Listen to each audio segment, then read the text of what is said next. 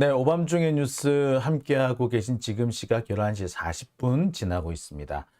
네, 안인숙님 들어오셨고요. 박시성, 김아무개님 오셨고요. 예, 아나키스트님 오셨네요. 반갑습니다. 자, 오늘 제가 준비한 첫 번째 주제는요. 짜집기 드러나는 대장동 재판입니다. 자, 사실 이 대장동 재판은 제가 이게 보도하면 할수록 이 검찰이 짜집기를 했다. 결론을 미리 내려놓고 거기에 진술을 짜맞추고 증거를 갖다 붙이는 방식으로 진행되고 있다는 얘기 많이 했습니다. 그뿐만이 아니죠. 지금 진행되는 이런 여러 가지 수사나 재판들을 보면은 이 검찰이 정말 해도 너무하는구나라는 생각을 많이 하게 됩니다. 어디서 이렇게 이상한 걸 증거랍시도 가져와 가지고 그거를 또 말이 된다고 논리라는 걸 만들어서 떠버리는 거 보면은 정말 기가 막힙니다. 이거는 궤변이 아니라 억지인데 검사가 쓰는 억지가 되다 보니까 판사들이 들어줘요. 만약에 그걸 보통 사람들이 그런 억지를 썼다면 아마 욕먹었을 거예요. 아마 야단 맞았을 거예요, 법정에서. 그 판사들 기분 나쁘면요, 그 재판 당사자한테 막 야단치고 화를 내고 그러기도 하거든요. 그런데 지금까지 판사가 검사한테 화냈다는 얘기는 제가 그닥 들어본 바가 없습니다. 왜 그러냐? 그런 거지. 검사들은 해코지를 할 수 있거든, 판사들을. 그러니까 검사들이 쓰는 억지는요, 억지가 아닌 거야.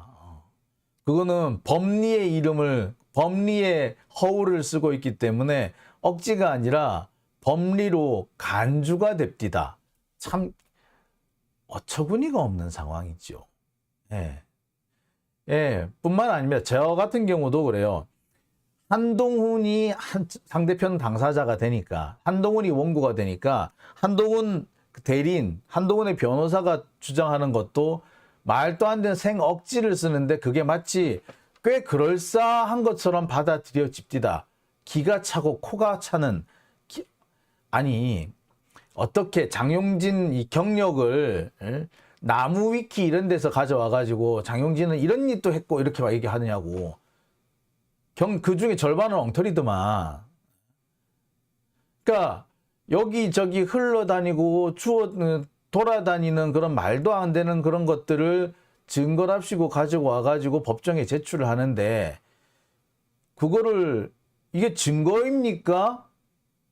라고 제가 그거를 증거로 다퉈야 한다는 게 너무나 화가 나요. 그거는 당사자끼리 이거는 말이 안 됩니다라고 다툼을 벌이기 전에, 인정을 하기 전에 그 판사가 걸러줘야 되는 거 아니야? 아니 이런 거를 이걸 냅니까? 이건 아닌 것 같은데요 라고 걸러줘야 되는 거 아닐까요? 근데 그거를 아무렇지도 않게 받아주고, 예, 내가 이의 제기를 안 하면은 그냥 넘어갈 분위기였어요. 심지어 무슨 일까지 있었느냐, 예, 그거를 증거랍시고 판사가 그 이번에 제출하신 그 나무위키 자료인가요? 거기 보니까 무슨 얘기가 있던데 라고 합디다. 제가 그래서 바락 화를 낸 거예요, 법정에서. 그게 증거입니까? 라고 내가 화를 버럭 냈었죠. 말이 돼야지 말이지. 참 검사가 억지를 쓰면은 억지도 법리야. 아유 참. 여하튼 간에. 자, 지금 현재 상황에서 대장동 재판에 바로 그런 검사들의 억지가 너무나도 정확하게 드러나고 있다는 겁니다. 짜집기라는 것이 너무 명백하게 드러나고 있고요. 유동규는 말할 것도 없고 심지어 이 남욱조차도 짜집기라는 정황이 적나라하게 드러나기 시작했습니다.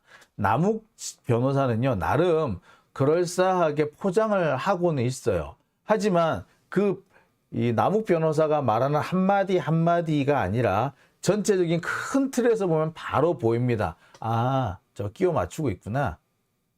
저거 짜맞추게 하는구나 라는 거예요.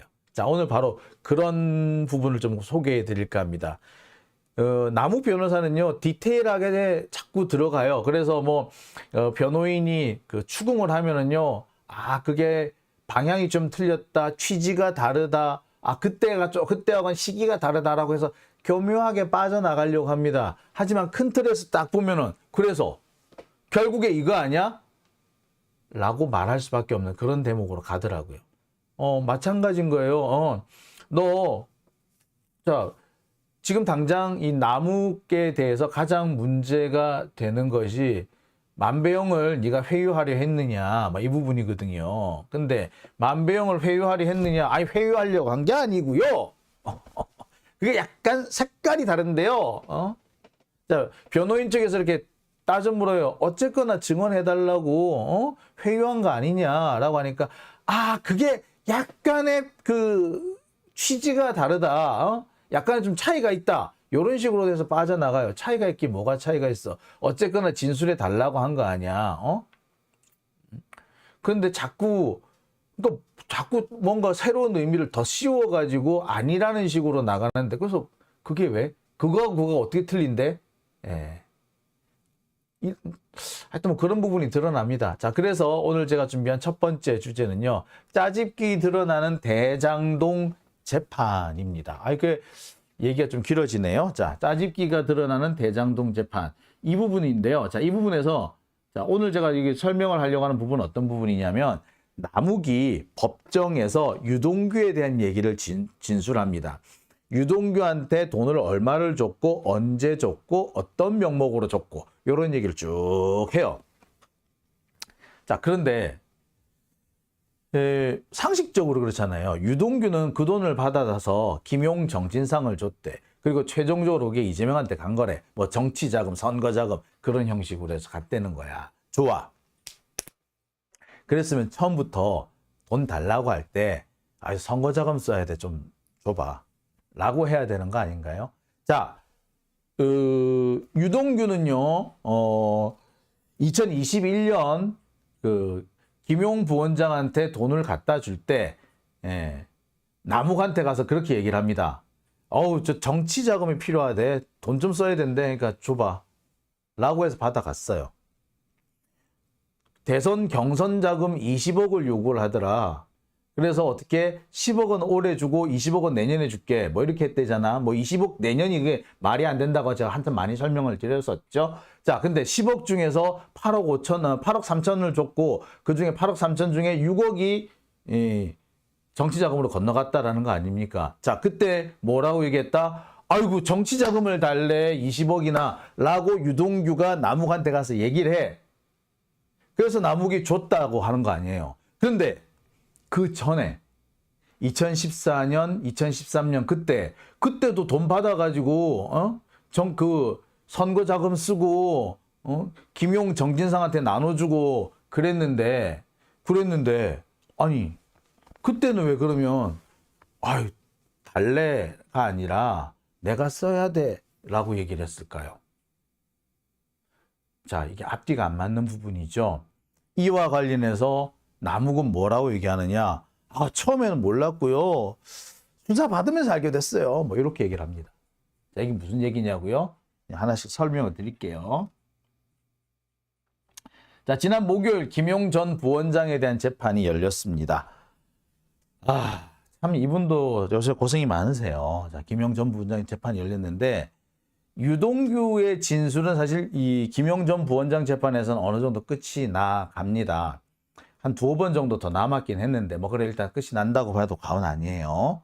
자, 대신에 유동규의 진술은 어느 정도 끝났으니까 남욱 등 다른 증인들에 대한 진술부터 진행을 하는 그런 방식이 지금 진행이 되고 있습니다. 자, 현재 지금 김용 부원장의 혐의는 뭐냐? 2013년 설과 추석, 2014년 설과 추석 등의 떡값 등의 명목으로 유동규한테 돈을 받았다는 겁니다. 유동규가 돈을 줬다 얘기를 해. 그리고 2014년 지방선거에서 선거자금, 뇌물, 기타 등등의 명목으로 또 돈을 줬다는 거야. 합쳐서 얼마? 1억 9천을 줬다라고 주장을 해요. 자, 김용 부원장, 나 받은 적 없어. 무슨 소리야? 라고 얘기를 하고 그렇게 반박을 하고 있죠. 물론 이 김용 부원장의 또 다른 혐의는 이 앞쪽에 이미 끝난 재판인데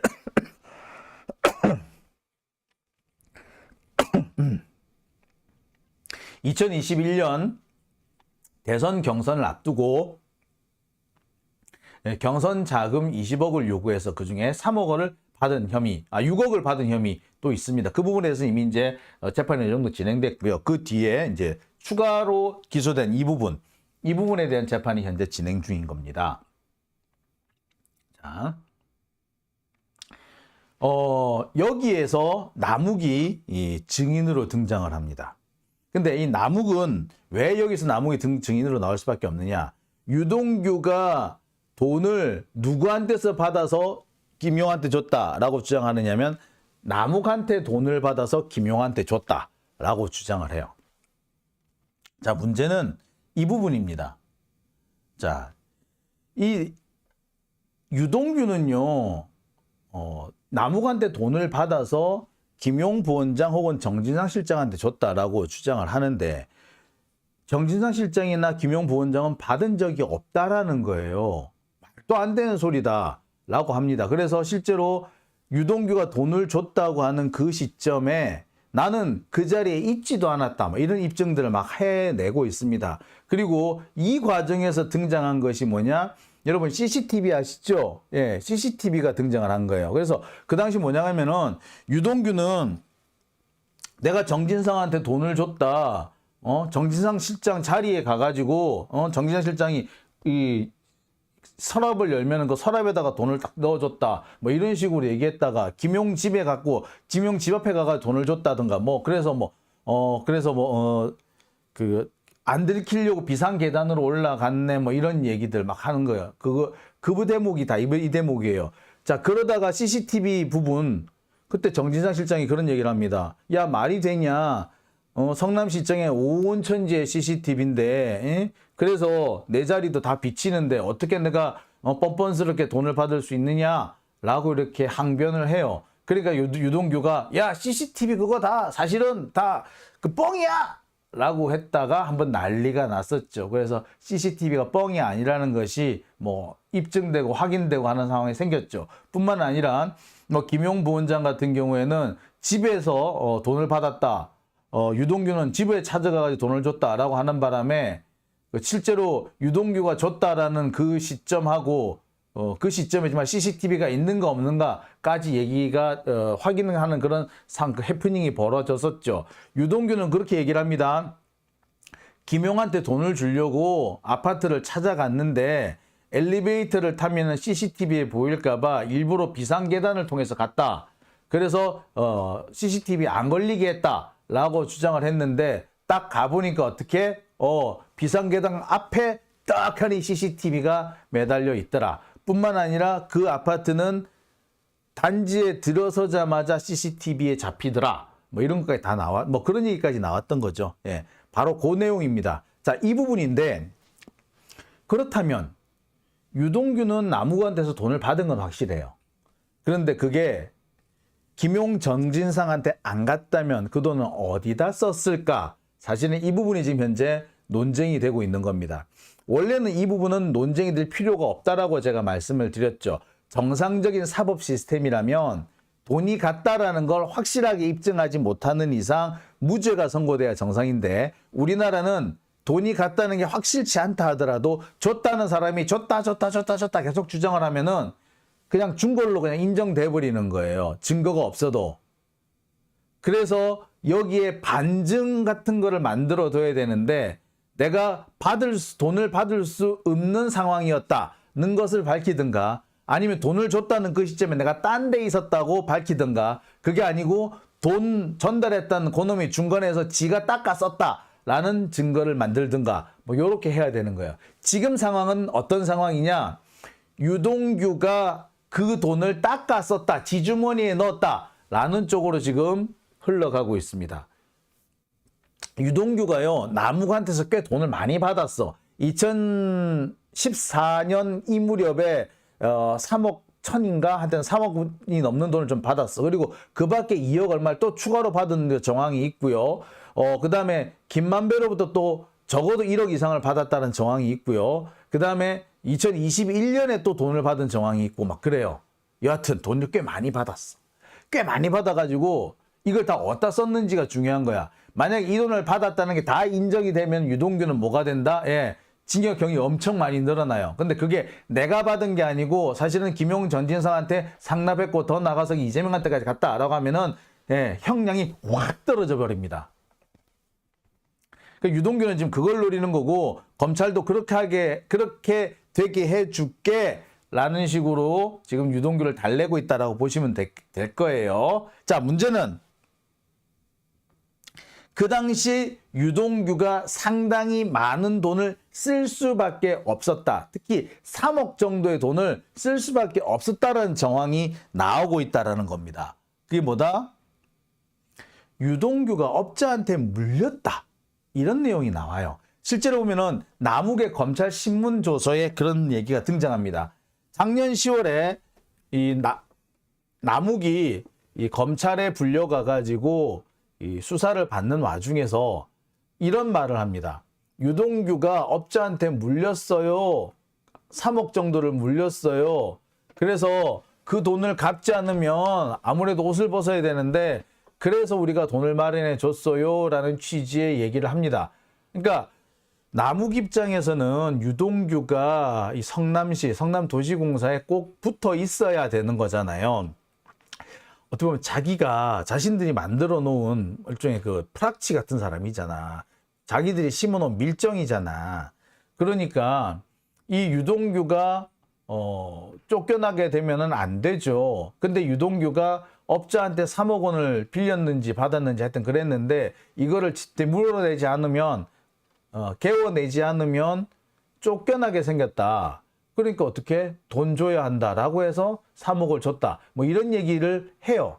유동규가 다른 업자한테 3억을 받았는데 그 돈을 되갚아야 한다. 이런 얘기를 하면서 3억을 마련한다. 이런 얘기들이 돌아요. 그런 얘기 실제로 검찰 신문조서에 등장을 합니다. 자, 여기에서 유동규의 채무 얘기가 계속 나옵니다. 유동규는요, 이 법정에서 이 채무와 관련된 얘기가 많이 등장을 하는데, 맨 처음에는 자기는 원래 빚이 없었는데, 김용 정진상이 술값을 떠넘기는 바람에 4천만 원의 빚이 생겼고, 이거 갚니라고 자기가 집까지 팔았다라고 주장을 합니다. 그런데 이게 또 계산이 앞뒤가 안 맞는 거야. 집을 팔았으면 판 돈이 있고 이 술값 갚은 돈이 있고 그다음에 옮겨가는 집에 뭐 보증금이라든지 이런 게 있을 거 아니에요. 요거 맞춰보면 뭐 어느 정도 맞아야 되잖아. 그리고 우리가 이 집 그 마련하는 데 들어가는 돈은 웬만하면 잘 잊어먹지도 않잖아요. 그죠? 근데 이 부분이 잘 맞지가 않는 거야. 그래서 너 도대체 그 무렵에 채무가 얼마였니? 빚은 어떻게 갚았니? 라고 했는데 이것을 얘기를 하다 보니까 유동규의 진술이 오락가락합니다. 처음에는 개인 채무밖에 없었다. 술값 채무밖에 없었다고 하다가 개인 채무밖에 없었다라고 말을 바꿉니다. 그 개인 채무가 누구 거? 유한기 거. 유한기는 그러면 돈이 어디서 났는데? 그거는 황무성이라고 그 성남도시공사 사장 그 사람한테서 받은 거야. 또 희한한 거네. 그런 얘기가 나옵니다. 자, 그럼 도대체 유동규는 도대체 채무를 얼마나 있었다는 얘기예요. 자, 그러다가 갑자기 농협 쪽에 뭐 은행 금융권 채무가 있었다. 개인 채무는 없었다. 또 이렇게 또 말이 바뀌어요. 그러니까 유동규 채무 부분은 지금 말이 하나도 안 맞아. 얼마가 있었는지도 모르겠고 이 중에 얼마를 갚았는지도 모르겠고 자, 그 돈 어디서 나서 또 돈을 갚았는지도 몰라요. 집 팔아서 했다는데 집 팔아가지고 그 돈이 안 나와. 결국에 누군가로부터 받았다는 얘기잖아요. 그럼 그 받았다면 누구한테 받았느냐? 남욱한테 받은 거 아니야? 라는 얘기가 되는 겁니다.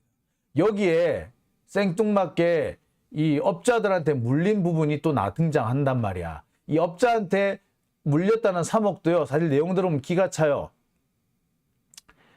업자한테 뭐 4천만 원을 빌렸다나 5천만 원을 빌렸다나 몇 천만 원을 빌렸어. 아마 그걸 가지고 유동규는 술값 외상값을 갚은 것 같아요.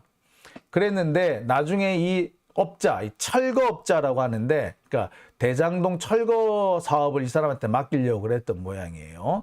근데 대장동 철거 사업이 이 사람한테 안 간 거야. 그러니까 이 철거업자가 돈을 돌려달라 그랬겠지. 근데 내가 준 돈만 돌려줘가 아니라 내가 준 돈의 몇 배를 내놔 라고 하면서 준 돈은 4천 이 정도인데 뜯어내려고 한 돈은 1억에 가까웠다는 거예요. 근데 유동규 입장에서 이 돈을 안 줄 수가 없지. 안 주면은 지가 잘리잖아. 그래서 어떻게 했다? 3억을 다 줄 수는 없고 1억만 쇼부를 받다 뭐 이렇게 얘기를 했대. 그러니까 요 얘기를 어디서 나와서 했다? 예, 최근에 한 유튜브에 나와서 그런 얘기를 했다라는 거예요. 또. 자, 이와 관련해서 남욱의 법정 진술이 있습니다. 처음에 유동규는 내가 급하게 돈이 쓸 때가 있어서 그러니까 돈 좀 빌려줘 라고 해서 3억을 받아갔다라는 거야. 그런데 또 내용상 보면 또 그런 부분이 있습니다. 야, 니들 나를 좀 도와줘. 니들이 나한테 뭐 돈을 뜯긴다 이렇게 생각하지 말고 나랑 같이 성장한다라고 생각을 해줘. 나를 좀 도와준다. 성장하게끔 도와준다. 그래야지 니들도 같이 돈을 벌 거 아니야. 뭐 이런 식으로 얘기하는 대목도 나옵니다. 자, 그래서 어쨌거나 처음에는 지가 쓸 때가 있어가지고 돈을 받아간다. 라는 그런 식으로 얘기를 했대요. 예. 누구한테? 남욱한테. 그런 거지. 유동규가, 야, 남욱아, 나한테 돈 좀 줘봐. 내가 급하게 쓸 때가 있어. 좀 부탁 좀 해. 야, 이거 돈 뺏긴다 생각하지 말고 네가 날 좀 키워준다 생각해. 아, 그래야지 내가 말이야 여기 어디 다니면서 나도 니들이 원하는 대로 이렇게 뭔가 좀 만들어 올 거 아니야. 좀 줘봐 라고 했다는 거야. 근데 조금 지나서 한 두세 달 정도 지나서는 어떻게? 내가 돈을 내가 쓰려고 한 게 아니고 형들 주려고 한 돈이야 라고 말 바꿉니다. 이게 뭐냐면 2014년 3월에 유동규가 남욱한테 3억을 요구를 해요. 근데 3억이 갑자기 안 생기잖아요. 그 돈이 이름도 아니고 말이야. 그러니까 유동규가 요구한 돈을 남욱이 만들기 위해서 여기저기 쫓아다녀서 돈을 만들어 옵니다. 만들어 오는데, 자, 그래서 만들어 와가지고 이제 처음에는 7천만 원 줬다가 8천만 원 줬다가 이렇게 좀 띄엄띄엄 나눠주는 거야. 그러니까 그 유동규 입장에서는 속이 탔겠지. 그러니까 나중에는 말을 싹 바꿔가지고 나중엔 뭐라고 얘기하느냐? 실은 형들 주는 거야. 그러니까 좀 빨리 좀 만들어줘 라고 했다는 거예요. 그래서 남욱은 어떻게 생각하느냐? 형들이라고 하면 아무래도 김용, 정진상 그런 사람들 아닐까라고 생각을 했다는 거야. 그런데 김용, 정진상이라는 이름을 실제로 들은 건 언제다? 수사가 시작되고 난 다음에 들었다는 거예요. 자, 여기서 좀 이상한 부분이 있죠. 처음부터 이거 내가 쓸 게 아니고 김용 의원님, 정진상 실장님 이런 분들한테 내가 좀 드려야 될 것 같아. 그러니까 좀 줘봐 라고 했으면 차라리 돈을 만들기가 수월했을 거예요. 남욱 같은 경우에도 유동규한테 돈 준다고 하는 것보다 김용, 정진상한테 돈 준다라고 했으면 더 쉽게 돈이 나왔을 거라고 인정을 해요. 예.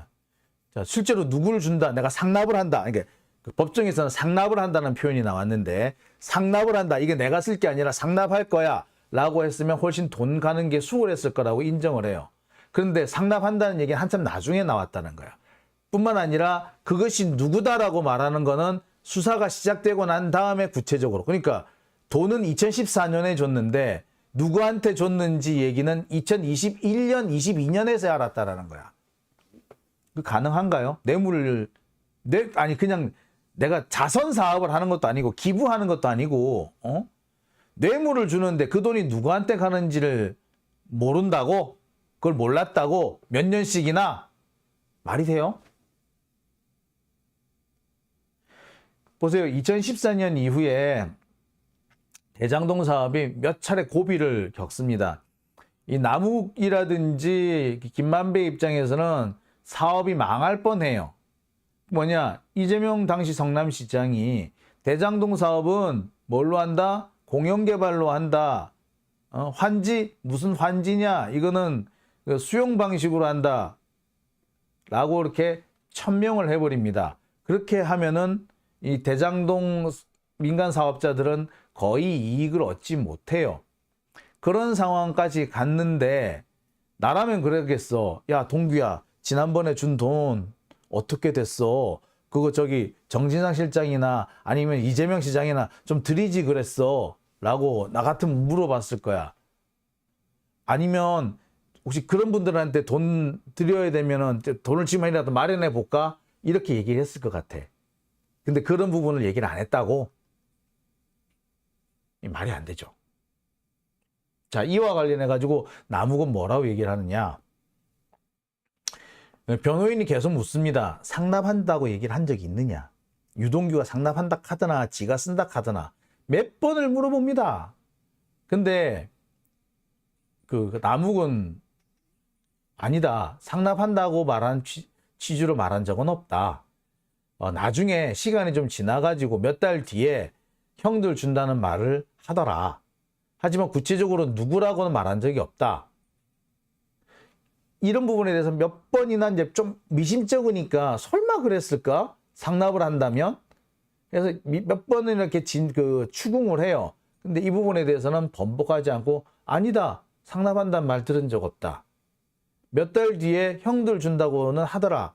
근데 그 형들이 누군지는 또 구체적으로 말한 게 없다. 형들을 준다고 말은 언제 알았느냐? 수사하고 난 다음에 아, 그 형이 김용 정진상이었어 라는 식으로 알게 됐다 라는 거예요. 자, 그런데 여기서 남욱도 이렇게 얘기를 합니다. 뇌물을 주는 입장에서 뭐 돈을 기꺼이 준다라고 하면 어폐가 있겠지만 만약에 이재명 시장을 준다고 하고 돈 달라 했으면 기꺼이 줬을 거다. 더 기꺼이 줬을 거다. 라고 얘기를 합니다. 그죠? 그러니까 유동규도 그래. 설령 내가 그 돈을 내가 닦아 쓸 거라 하더라도 내 주머니에 들어올 돈이라고 하더라도 내가 삥땅 칠 돈이라 하더라도 아 실은 말이야 이거 시장님 드릴 거야 라고 뻥을 치는 게 훨씬 유리했을 거예요. 그죠? 근데 끝까지 시장님 드린다는 말 안 했대. 그것도 나중에 몇 달 뒤에 형들 드린다는 얘기까지만 했다는 거야. 근데 그 형들이 누구라고 구체적으로 말하진 않았대. 이게 말이 돼요? 그걸 말하면 훨씬 돈이 잘 나올 텐데. 예? 안 그래요? 자, 유동규가 말 안 하는 건 둘째치고 남욱도 물어보지도 않았대는. 나는 뭐 같은 물어봤겠는데. 응? 처음에 내가 쓸 데가 있어서 그러니까 돈 좀 3억 좀 만들어 봐봐 라고 했는데 조금 지나가니까 아 그거 형들 드릴 거야 라고 얘기를 했어. 그러면 어느 형들? 뭐 혹시 그럼 필요한 게 있으면 추가로 얘기해봐 라고 난 차라리 물어봤을 것 같아. 야, 돈 어디다 썼냐 꼬치꼬치 개묻는 게 아니라 형들 준다고 하면은 지 말 맞다나 그 형들이 김용 정진상을 말하는 거였다면 야 그럼 혹시 돈이 더 필요하지 않니? 내가 좀 마련해 볼까? 라고 물어봤을 것 같아. 자, 그런데 그 부분에 대해서는 입 싹 닦았어. 그러니까 진짜로 돈을 더 마련해 준다는 취지가 아니라 돈을 추가로 더 마련할 수도 있는데 혹시 그게 김용 정진상 맞아? 라고 물어봤을 것 같아. 이거 안 물어봤을까요? 네, 한두 푼도 아니고. 자, 그런데 남욱은 물어보지도 않았다는 거야. 야, 이 동네 재밌는 동네다, 그죠? 억대의 돈이 왔다 가는데 그 돈을 어디다 쓸 건지 물어보지도 않는다고? 야, 야들. 그렇다고 해서 이 남욱이 돈이 펑펑 남아도느냐? 그건 또 아니에요. 이 무렵에 유동규한테 돈 뜯기고 할 때 2013, 14 이 무렵에 남욱이 돈이 없어가지고 2천만 원을 마련하지 못해가 쩔쩔 맸다라. 그래서 구구절절 막 변명을 하고 막 그런 얘기를 하고 그래요. 왜 구구절절 그렇게 변명을 하느냐라고 했더니 실은 내가 그때 돈이 너무 없었다 라고 얘기를 합니다. 자, 돈도 그렇게 없었는데 그 돈 없는 상황에서 쥐어짜서 돈을 몇 억을 만들어 줬는데 그랬으면 어디다 쓰이니 정도 넌지시 물어볼 수도 있는 거 아니야? 근데 물어보지도 않았다고? 자, 그래서 좋아. 언제 알았는데 그 얘기를. 자, 처음에는 몇 달 뒤에 형들 준다고 하길래 처음 그런갑다 라고 했다는 거야. 구체적으로 누구라고는 말 안 했어. 정진상, 김용 아닐까? 라고 추정은 했대. 자, 근데 요 부분도 살짝 이상해. 예. 요 부분 좀 이상한데요. 요 부분은요, 조금 이따 다시 제가 말씀을 드릴게요. 자, 어쨌거나, 요렇게 추정을 했대요. 자, 근데 문제는, 남욱은요, 다른 진술에서 뭐라고 얘기를 했느냐? 김용은 로비 대상이 아니다. 우리랑 함께 일하는 사람이다. 김용은 로비 대상 아니다. 김용 말고 로비를 해야 될 사람이 너무나도 많았다. 라고 얘기를 해요. 김용은 우리랑 같이 일하는 협력 파트너지 로비의 대상이 아니었다.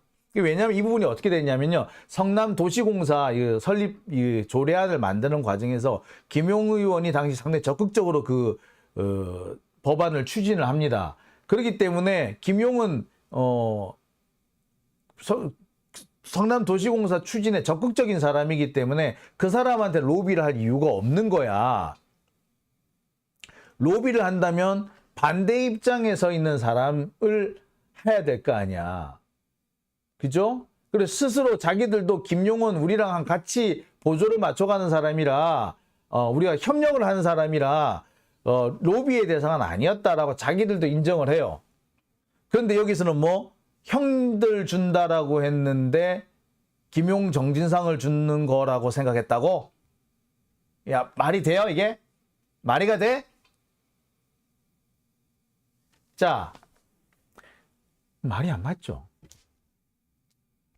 자, 이 남욱은요 변호사기 때문에 법정에서 유동규처럼 이렇게 생떼를 쓴다거나 불리하면 승질을 버럭 낸다거나 그런 짓은 안 했어요. 하지만 그럼에도 불구하고 이 남욱의 얘기를 가만히 들어보면 앞뒤가 안 맞는 대목이 많이 나오더라는 거죠. 자, 그러니까 이게 상식과는 상당히 거리가 있는 질문들인 거죠. 뭐 제가 뭐 추가로 더 말씀할 필요가 없지 않나 싶은데 로비의 필요성을 느끼고 로비 자금을 댔다면은 적어도 그 돈이 누구한테 가는지 누구를 상대로 로비하는지는 알고 하는 거 아닌가요? 근데 억대의 돈을 주면서 그냥 덥석 주기만 했다? 이건 상식과는 거리가 있지 않습니까? 그리고 시장이 요구한 돈이다 라고 한다면 당연히 이 중간 전달자, 그러니까 여기서는 유동규죠. 유동규는 시장 이름을 팔지 않았을까요? 시장한테 갈 돈이 아니라도 시장한테 갈 돈이라고 뻥을 칠 수도 있는 상황이잖아. 보통 우리가 팔아먹는다 그러잖아요. 팔아먹기도 하는 판에 실제로 유동규는 이재명을 많이 팔아먹었죠. 그렇게 많이 팔아먹던 놈이 진짜로 이재명한테 돈을 줄 거였으면 얼마나 많이 팔아먹었을까요? 그런데 마지막까지 수사가 시작될 때까지 이재명 얘기는 꺼내지도 않았다. 김용 정진상 얘기도 꺼내지도 않았다. 이거는 상식과는 부합하지 않는 내용이죠. 자, 부패 범죄, 특히 정치 자금이라든지 이런 부패 범죄의 경우에는요. 뭐가 중요하느냐면 이 진술, 돈을 뇌물의 공여자, 불법 자금의 공여자의 진술이 상당히 중요합니다. 그 불법 자금의 공유자가 얼마나 합리적이고 논리적으로 설명을 하느냐에 따라 가지고 그 진술을 믿어주느냐 안 믿어주느냐 유죄가 나오느냐 안 나오느냐 갈려요. 근데 유동규의 이 상황은 진술이 합리적이지 않은 거죠. 아무리 봐도 통상적인 이성적인 절차를 보았을 때 성립하기 어려운 일들이 벌어지고 있는 거죠. 이렇다면 과연 유동규의 진술만을 가지고 유죄 판단을 내릴 수 있을까? 저는 심히 의심스럽습니다. 근데 항상 우리나라는요. 사법이 정치의 아래에 있죠. 사법적 판단에 앞서는 것이 정치적 판단, 소위 말해서 정무적 판단이라고 하죠. 자, 그런 것이 벌어지고 있는 게 우리나라 사법부인 만큼 법리적으로 이러하다 하나 이것이 실제로 관철이 될 수 있을지는 좀 지켜봐야 할 것 같습니다. 현재까지 조병구 부장판사는 꽤 정도를 잘 걸어오고 있습니다. 하지만 언제까지 그 스탠스를 유지할 수 있을지는 저도 사실 많이 불안해요. 저만 그런가요? 자, 오밤중의 뉴스 첫 번째 순서는 여기까지고요. 이어서 두 번째 순서 진행하겠습니다. 국유화, 폐간, 어떤 대통령도 할 수 없는 일인데 감히 제가 어떻게 그런 말을 한다는 것입니까? 이치에 닿지 않는 말을 가지고 사람을 이렇게 몰약해서는 안 됩니다.